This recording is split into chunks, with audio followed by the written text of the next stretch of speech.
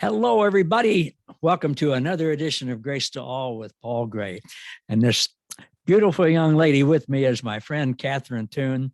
And some of you have heard her before in other formats.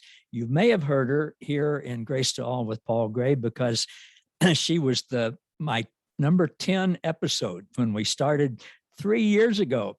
And this episode is number 322. So there's been a lot of water under the bridge. Catherine, welcome back. Oh, it's such a joy. It's such a joy, Paul. And I'm amazed you are blowing and going, and such a blessing to me and such a blessing to many. And it's an honor. Thank you. Well, thank you. It's very mutual. And since that time, Catherine and I have read each other's books, and she's been kind enough to asked me to be a guest on her podcast, and we've connected in person, had dinner together in Colorado Springs, which I love going to Colorado Springs. I would not like to be there today. What did you say the temperature is there? So it was -9 with a -22 wind chill. So it's kind of a nasty day. Yeah, I want to stay here in balmy Kansas where it's only 5 degrees. Now we're recording this in February. You all will hear this in early April, but where it'll be warm everywhere, I hope. Absolutely. This is temporary. Yeah.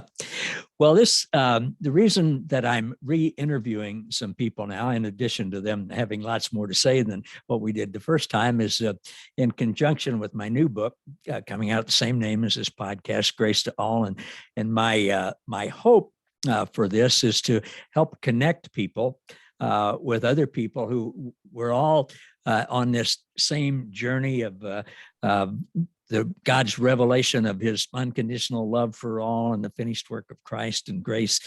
But we all have slightly different perspectives of this, and we certainly all have different backgrounds. My background's a jazz musician, and Catherine's a medical doctor. So somewhere the two shall meet. But, yeah. But my goal is to so that people who read this book can not only connect with somebody like-minded, but also hopefully somebody maybe in their physical proximity. Catherine's in Colorado Springs. I'm close to Kansas City. But as we get ready to do this today, Catherine, tell people, if you would, what they can expect when they find you online, when they listen to your podcast and different things. What are they in store for? Absolutely. Well, the big hot button for me in this whole discussion and this whole revelation of who God really is to connect with God as a God of unconditional love. And that means a love without conditions. And I think sometimes we need to really reverse that, because what happens, we think of unconditional love, and there's no but if there's no conditions.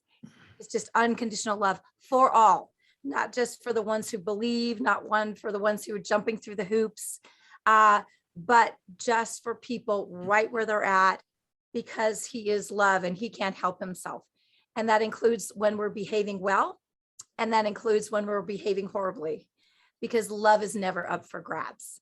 And it's that revelation for me that everything flows out of. That's where his grace flows out of. His forgiveness flows out of, his healing flows out of, his freedom flows out of, everything flows out of that. And that's out of that intimate relationship that we all can grow in. So that's pretty much what you're going to get some flavor of that if you connect with me about God. Well, connect with the God of unconditional love. And that certainly ties in with the title of one of your books, Marked by Love. It may have something to do with it. I don't know. Yes. Catherine, how did you start on this journey? Did you grow up knowing God's unconditional love? Well, it's interesting because I had encounters with God at a very young age, but I did not grow up in a conditional home. I grew up in a very legalistic home, but it was a different religion. It was a religion of secular humanism. So we were trying to constantly earn our value by what you did. And there was a lot of dysfunction, a lot of pain, very serious dysfunction. And I started encountering God in those places of pain. And the one thing I knew I didn't really even know his name. I figured that out later. I knew one thing, that he loved me and I loved him. And that's what really got me through. I wish I could say I started from that place and just kept on going. Um, Unfortunately, as things kind of spun out, because you kind of, sin has consequences, bad behavior has consequences, and it destroys things. It destroys families. And as that, forgive me, spun out, I became very angry, and I became very angry at God, because I thought, if you're so big and you're so powerful, how can you let everything I care about be destroyed? And I really had a major crisis. So what I did was I translated some of this early bad programming of trying to earn value through performance into, I'm just going to focus on doing the hardest thing I can think of. And I remember at age 7, the hardest thing that I could think of was being a doctor. And I didn't ask this God who I had encountered as love, is this what I'm supposed to be doing? No, I just kind of took it upon myself. And not a good idea, but we do a lot of stupid things. And I finished that. It's better than shooting up crack in the corner. Okay, that's better. But if it's not what you're called to do, right, there's not a grace on it. And there came a point later on, after a failed marriage, and I was doing great, and I did all the right bells and whistles, Ivy League, yada yada, in the medical profession, but I was just started to grind, because this wasn't what it was supposed to be. The grace had lifted, and I realized then, with all the personal fallout, I started to experience that I actually needed this God that I'd had such a chip on my shoulder about. And guess what? God had been pursuing me the entire time. God is, it's interesting. God is love. And the first attribute of love is patience. Oh my goodness, he's so patient. Even in our real stupid, our real destructive stupid, right? And in his relentless pursuit, eventually my heart was like, yeah, I can't do this. I can't barrel through this. I can't intellect my way through this. I'm not strong enough. I actually need this God. I need salvation, however you define that. So I woken up to the God within me, who had always been there.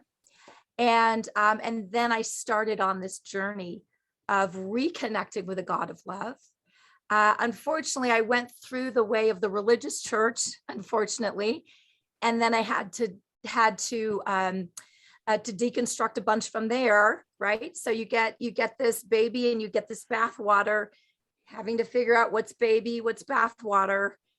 But boy, this unconditional love, that's baby. Grace to all is baby. And that we get to embrace and run with and build on, and out of the place of those truths and the encounter with the one who is the truth, who is love, who is grace, there's massive freedom and there's gorgeous fruit. So that was kind of my roundabout journey. I really appreciate you sharing that. I'm not happy that you had to experience some of those things, but I'm happy that you're able to express it so well and to show us what who was always there, who was always with you, and what's happened since then. And gosh, Catherine, that just really is what our my hope is in these podcasts and in with the book, because sometimes, unfortunately, people encounter people who have who are starting to really get unconditional love and grace, whatever you call us. And they tend to think, well, wow, I could never be like that. With my story, that can never happen. And it's so important for people to hear that. No, we might look good and smell good and dress up pretty nicely now, but man, there was a time when they can really relate to us. And I often think, if you'd known me before, you wouldn't like me. I think you like me now, but you wouldn't have before. And it's so important for people to see that there's hope, and it's not a pie in the sky hope. It's a real hope. It's a hope that has a name, that has substance, that's real, and a hope that has always been with us. And I can, because I know you, I know now that the desire of your heart that God put in you to begin with, long before you thought you wanted to be a doctor, was to share the truth about him, which you get to do now. Yeah, isn't that beautiful? And, and it's amazing how God really is able to make those disasters work out for good. And that's where we have our hope, because the hope is found in a person who's wild about us, Yeah. who's in us. And because he's in us, and because he's love, and love never fails, that hope has been shed abroad in our hearts. And so we have reason to hope. And that's why it's so important to hear people's testimonies, and to not feel like you have to portray that somehow you did it all right. That whatever, we both have things we're not proud of. We both have things done to us that we're not proud of, right? I mean, it's a level playing ground. We've all acted in destructive ways. People have acted in destructive ways towards us. We've acted in destructive ways towards others. It's a level playing ground. We all need a savior. And in that, it's not that we're so putrid and vile and bad. It's because we're so beautiful in the image and likeness of love. And so that's where saving, and everything that's not like that, okay, that puppy needs to go. And so we're on a journey of being conformed into the image of Christ, which is our original design, And it's because you're so worthy that God never leaves you alone. It's not like he can't handle sin. No, he just loves you too much to leave you in ways that are bad for you and bad for others, and that don't look like who you truly are. So this gorgeous unveiling of true identity, and it's empowered by God. And then we get to partner with God in that process. And then we get to partner with God in the process of helping other people, setting them free, helping them learn to love themselves, learn to love other people. He gave us one commandment, which is to love as he loves. And that's impossible apart from him, but we're never apart from him. Right. No, exactly. Yeah. And that's sort of a paraphrase of George MacDonald. And I hear Paul Young saying that often. I think he said it in your recent interview with him, that George MacDonald said, God loves us too much to leave anything in us that's not of love's kind. And boy, what kind of love is that? That's a good kind of love, isn't it? That is everything. It's everything. Yeah. He's so wild about his kids that he's the lamb slain before the foundation of the world. So, which means the big A answer was even happening before the relative little p problem of the fall, because he's that masterful and that huge. He had to secure his kids. And that's how much he loves us. And then he pursues us to get into agreement with him about who he is and who we are. Yeah. I saw a cartoon on Facebook the other day. I won't get this exactly right, but it was God was talking to the angels saying, hey, I'm going to make these people, and I'm going to let them do whatever they want. But as a result, I'm going to bring them all into being exactly like me. And the angels said, well, will they have a choice in that? And God said, no, they're not very good at that. That's what he does. He heals our will, right? He heals our wills so that we choose love, which is in line with our original design. When we're not choosing love, we're violating our original design. And so things don't go well for us, right? Right. Yeah. But he's with us, always loving us, as you said so well, always patient. When we don't love, I never hear him condemning me or, getting upset with me or chastising me. I hear him gently and lovingly and patiently saying, no, there's a better way than that. I was talking with some friends at we call it a Bible study. That's not really what it is, but we're so used to saying that Kitsy and I just had, Kitsy said to tell you hello, by the way. Oh, But hi. yeah, we just had Kitsy and I and another couple had every Wednesday we have a study and Oh, that's that your guy. They're blessed. Yay. yeah, it is. And we were talking about something that I was just going to tell you, and I lost my train of thought. Uh-oh. But it was very good. It was taught probably on the concept of how God like convicts us of righteousness or like Yeah. leads when we mess up, when Thank we you. don't love, right? Yeah, thank you. We were all talking about how sometimes people say to us, "Well, it's nice that you hear from God, but I just don't hear from Him." And I believe very strongly that God speaks to all of us all the time in a number of different ways.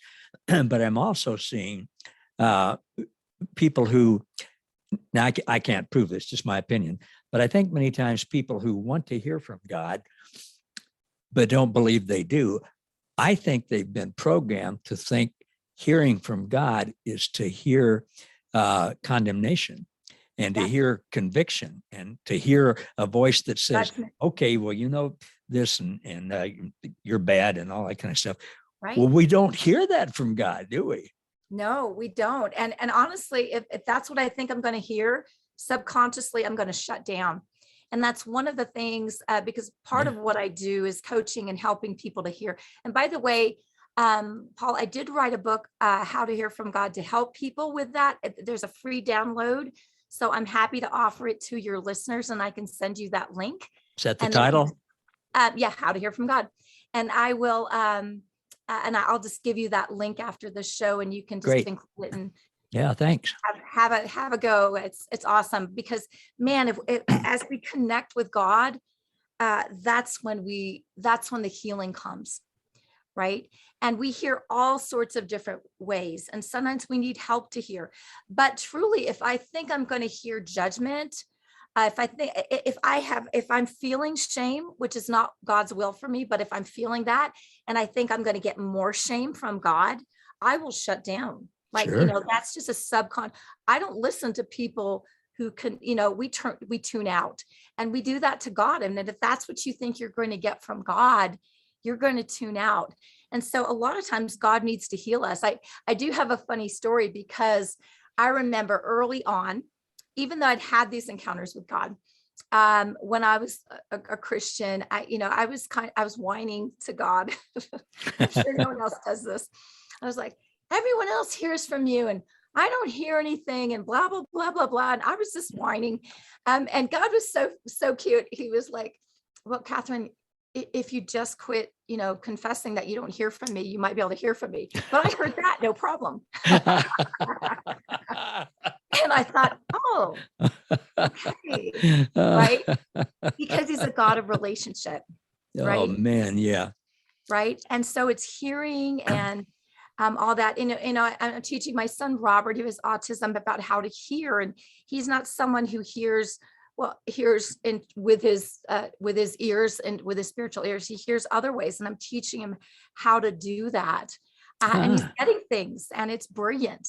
And you can see an immediate shift. Like, so Robert, what is God, telling you about this? What's He showing you? And he's connecting with his knower, and you can immediately see he's saying this, and then you can just see him relax. It's like, I needed that. That's exactly what I needed. See, when we connect with love, that's what heals us and encourages us and calms us, and then also gives us direction and all of that. It's our life source, right? So I don't want to offer this for you, but what I'm hearing for me, who has a 16-year-old grandson with autism who lives with us, there's hope, and possibly there's help from you. Happy, yes. And how to, which will be another subject for another time. But I'd love to visit with you. You know that we both share the autism thing in our household, and gosh, I would, and I know. Well, I know because people have told me, but because it's my experience too, there are a lot of people who are wondering, what can I say? How can I get through to my child or grandchild who has autism? Wow. Well, here's somebody who knows and's having results. Absolutely. What's not to like about that? Absolutely. And I think it's fine to do baby steps with anybody. But I mean, a lot of people who say that I can't hear from God, particularly my thinkers, like they actually hear from God in their minds, but when you learn to discern, a lot of times it's discerning how you actually hear from God. And that we usually have one main way, and then we can hear other ways here, quote unquote. And it's helping people discern that. And you can palpably see a shift when you're connecting. That's why I like to say connecting with God, because a lot of times people think it needs to look like how someone else connects with God. And it's like, God is so wild about every single one of his kids. We were made for connection. And so when there's a breakdown, well, then he's there to help you with the breakdown.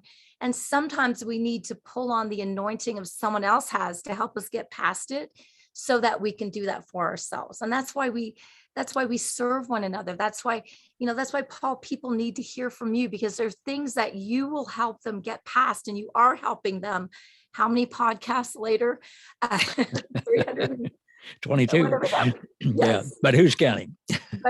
I mean, that's amazing. But because you have so much to share, and it's life every single time for people.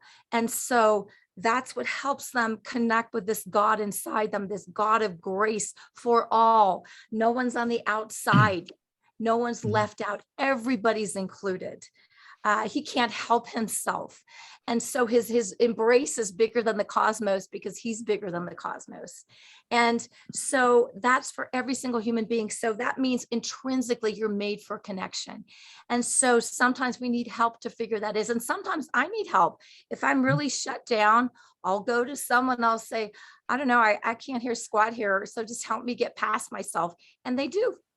And he made us, that's the beauty of it, because we're also made for interdependence. So it's not just me and God, although it is me and God, or you and God, but it's us and God through one another. Yeah. Jesus prayed that we would be one as he and the Father are one. So he's bringing us all together. And that's what you're doing, Paul. You're connecting people. I think I'm so excited about this book. If I can just plug this for a second, everybody gives a book. And I know you will, because you're listening to his podcast anyway, but connecting the body so that the graces that are resonant in different people are just out there to be partaken of. And so, we're better together. I love that about you. And that's why, I just like, if Paul's doing it, I'm like, yes, I vote for that, because I just know your heart. And if I can get behind it, I'm so excited, because it's life for people. So, I mean, thanks, Catherine. Thank you. I really appreciate that. And that's what we do. And that we share life, which means we share the abundant life that Jesus came for us to have and has already given us and manifest in us and as us and through us. I remember when I was really into scripture memory and then beating people over the head with it. One of them was Hebrews 10. Yeah. One of them was Hebrews 10:24, let us not forsake meeting together, as some are in the habit of doing. And I, of course, as a pastor, I said, that means you have to be here every Sunday. Oh, and by the way, bring your checkbook with you. Yeah. Right. And no, that's not what it means. It means getting together in relationship and encouraging one another and sharing life with each other and building one another up. It has nothing to do with going to church or, it includes it. Yeah, it includes it. Oh, sure. Only expression of it, right? Yeah. Right. That's exactly right. Catherine, our time, has flown by. If you're up for it, we'll pause here. We'll do another one that people will hear a week later. But as we get ready to close, tell people how they can connect with you and what they can find when they do. Sure. So probably the easiest way to find me is to go to my website. It's catherinetoon.com. So if you look at the the name on my little Zoom square, just catherinetoon.com. You'll find me. That has all my resources. I have a podcast. I have a blog. I do coaching. You can find out about that there. I have a YouTube channel with lots of free videos there. I have in Facebook. I'm on lives. So come find me. That's probably the easiest place. It's kind of where everything converges. And then if you want any of my free downloads, you can download them from there. But I am going to give you specifically that link with how to hear from God, so people don't have to hunt. Great. And I will post that with the show notes. Yeah. I'd love to connect. And I know that a lot of our listeners have found you, but I encourage those who haven't to, because Catherine's the real deal. She's a delight. She's a delight to be with and to read and to hear. And well, you just found that out from listening for the last 20 some odd minutes. So thank you, Catherine, for being with us. Thanks to all of you for listening, being with us for another edition of Grace to All with Paul Gray. See you next time.